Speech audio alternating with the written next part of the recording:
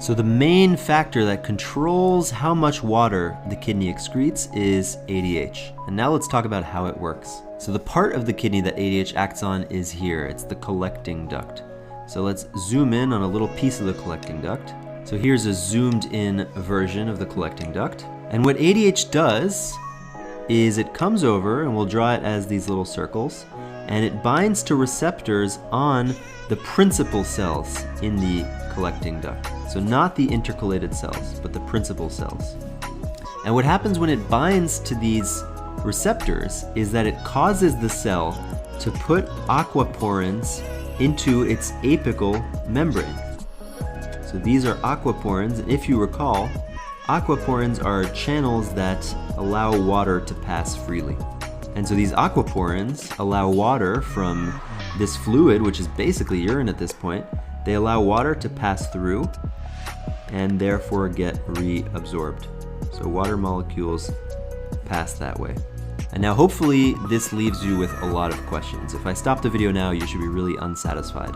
And there are a couple of reasons why.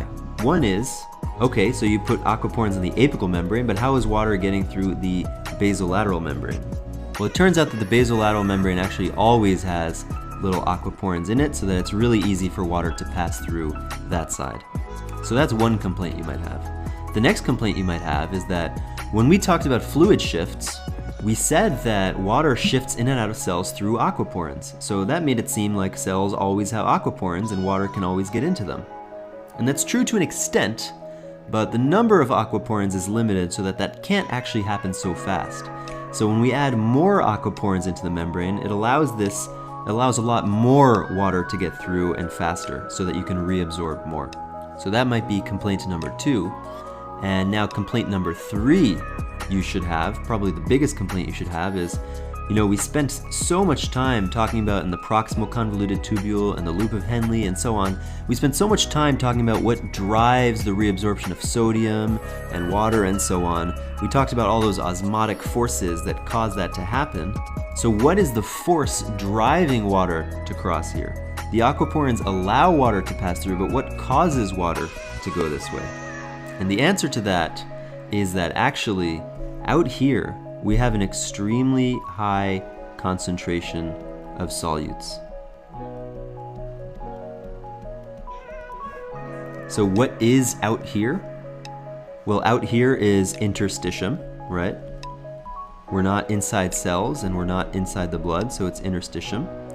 And we're actually in the part of the kidney that we call the medulla.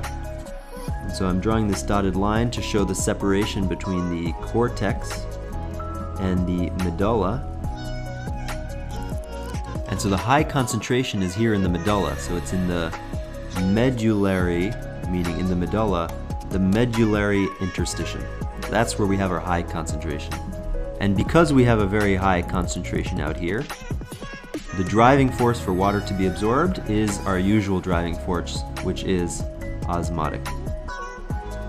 Now this just brings up more questions like, how do we have a high concentration of solutes here in the medulla? And that'll be the subject of upcoming videos. But for now, just understand that the driving force for water reabsorption is this high concentration, and the high concentration is always here, but it's only when you have ADH, which comes along and which puts aquaporins here in the apical membrane, it's only then that you're actually using this high concentration to drive reabsorption of water.